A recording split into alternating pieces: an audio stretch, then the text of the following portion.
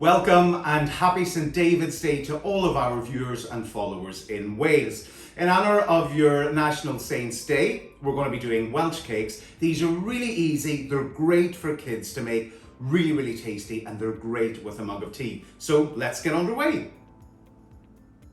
So what you're going to need is 50 grams of sultanas, or you can use currants, 50 grams of butter from the fridge, which has been cubed as you can see, 50 grams of lard, which has also been cubed. If you don't have lard, because I appreciate if you're cooking these today and you don't have everything in, if you don't have lard, you can substitute it for butter. I just find a slightly better taste with the lard.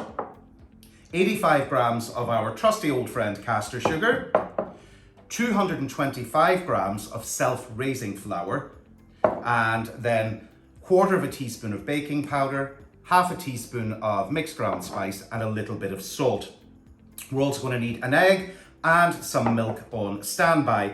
Mixing bowl, a mixing spoon, roller, a 7cm cutter, you want the fluted end, and some flour just to roll the Welsh cakes out on. So we're going to start by mixing the dry ingredients. So we've got our 85 grams of caster sugar, our 225 grams of self-raising flour,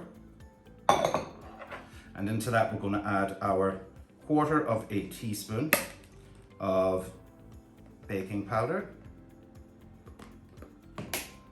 half a teaspoon of ground mixed spice, which will give it that lovely, almost Victorian taste. The Victorians were big fans of this, and it just gives a lovely warmth to any dish you cook. Little bit of salt, not much because I'm using salted butter, you can use unsalted. And we're just going to give that a gentle mix around to get everything combined.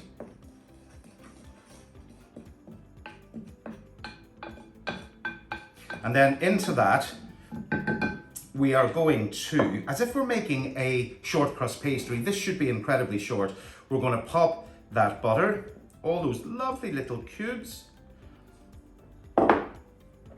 and the lard, again, all those gorgeous little cubes. It's starting to melt already because I've got a light, quite a large studio light on in front of me, and it's already starting to go. So just drop them in like so. And then you basically, with your fingertips, you want to start working this in exactly the same way as you would with short crust pastry. So this will take maybe about 2 to 3 minutes to do. And we'll come back when I've done that, as I'm sure this will be quite boring to watch for 2 or 3 minutes. Now, I've been mixing that for 2 to 3 minutes, and as you can see, it's a lovely short mixture. It's almost a bit like breadcrumbs.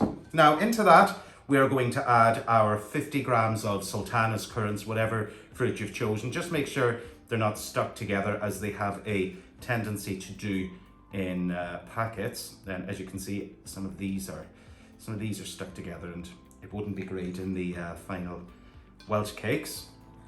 So we're just going to pop those in and give that a mix about to make sure that they are perfectly distributed throughout your mixing bowl.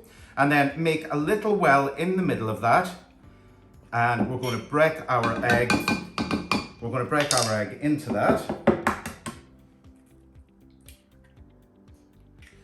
And just give that egg a little bit of a mix around in the center well, and then just fold everything else into it.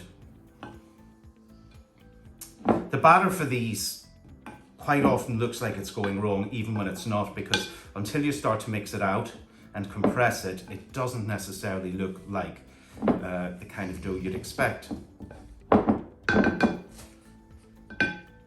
So we just want a little bit of milk, tiny splash, to hold that together, and if we need another drop we'll put it in a minute, but that should be enough for the moment. And just give that a very good mix around. Tiniest little drop more. As I say, this pastry should be incredibly short. That's what will make it taste fabulous. And that is just about, now as you can see, it doesn't look like any dough you'd recognize, does it? But now that that's together, we basically get our flour and just pour a little bit of that over our surface, just to make sure it doesn't, the batter doesn't stick to it, and just turf this out onto that surface. And as you can see, ridiculously short, but that will all change because this will come together now as we just start pressing it into a ball of dough. And that, as you can see, looks like something much more familiar. Now, because it's so short, don't worry if it starts to crumble when you start to roll it out, because that's what a really short pastry does quite often, and it just adds to the flavour. So we want to roll this out to about the thickness of your little finger, so about 1 centimetre. So just give that a good firm roll, and as I say, don't worry that, look at how it's crumbling and cracking, that just means it's very short and it's going to taste perfect. Just give it a little press if it does, and it'll keep it together. So just keep rolling that until you get that roughly 1 centimetre in depth. Great thing about this, whilst these are gorgeous today and on St. David's Day, these do actually freeze incredibly well. So if you're not going to eat them all today, then certainly just freeze down the rest of them and have them on another day. Take them out of the freezer maybe about 15-20 minutes before you want to have them to defrost them, and just cook them in the way that we're going to do in a few minutes.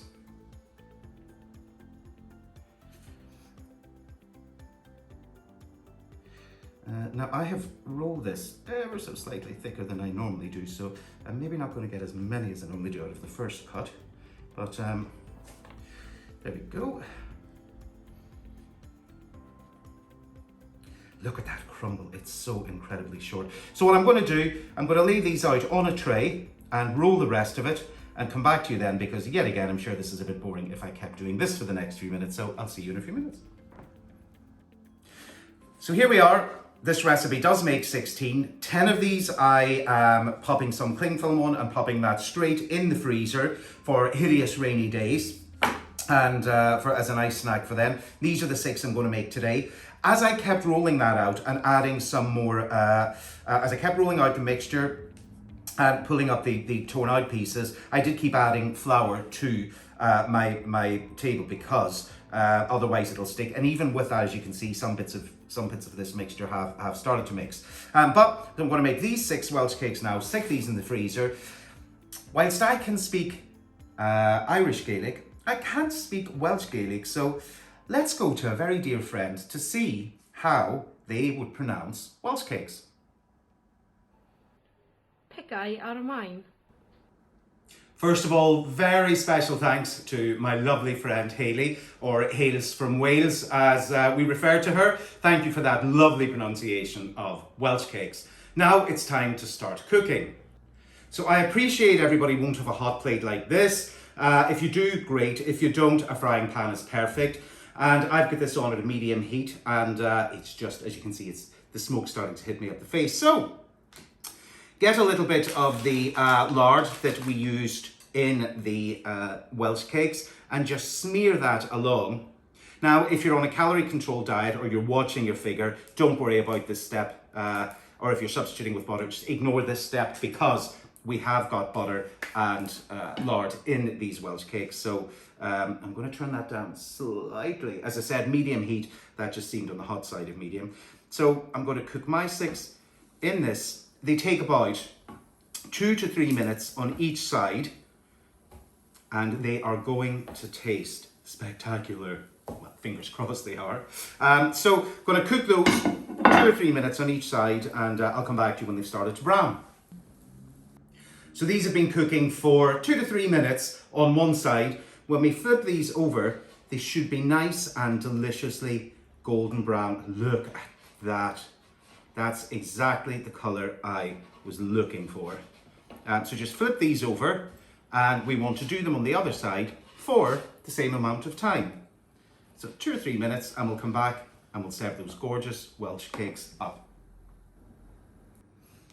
Look at those. The smell is just divine coming from them. So now all I want to do, the other side should be nice and yes, look at that. So we want to put those out on a plate, not the plate we're going to serve them on, because we want to sprinkle them with some caster sugar first. You can serve them whatever way you want. Some people slice them down the middle, put cream into them. Most Welsh people I know simply put some butter and caster sugar on them. So that's exactly what I am going to do. A little tiny knob of butter on each when it's still hot, just so it melts in nicely. Any bread stuff that's hot and that has butter and that has sugar surely is the ideal food. As you can see, that's nicely melting on top of each of those. And now we just want to get our caster sugar and put a liberal sprinkling over the top of each of those, and that butter will help the caster sugar stick. Not for the faint-hearted, this one with so much lard, butter and sugar. But you only have a special day once a year, and it is St. David's Day. Look at those. I'll now dish them up, as I would serve them, with a little bit of jam on top.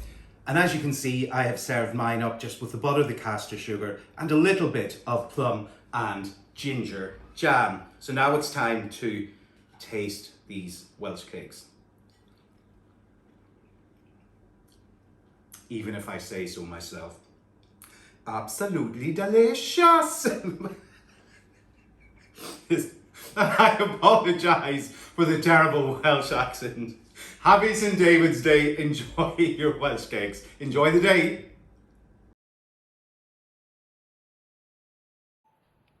Dydd Gwyl Dewi hapus pawb. Mwynhewch eich piciau almaen. That's Happy St. David's Day, everyone. Enjoy your Welsh cakes.